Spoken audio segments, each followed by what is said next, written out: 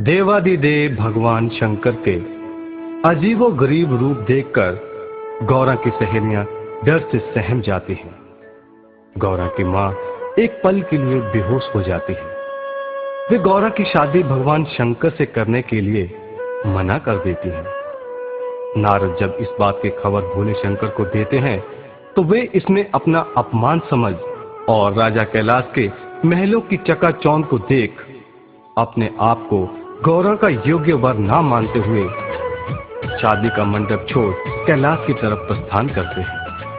तब मां गौरा उनके पीछे भागते हुए कुछ यूं कहती है।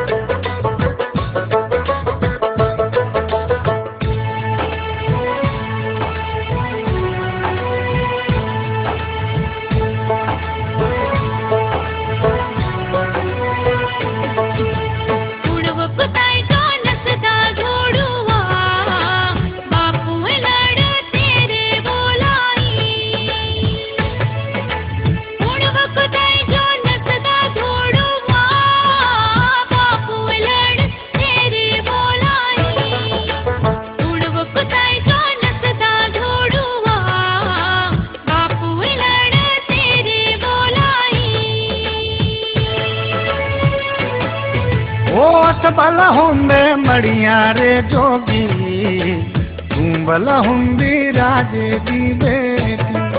ओ सबल हुंदे मड़िया रे जोगी तू बल हुंदी राजे दी बेटी।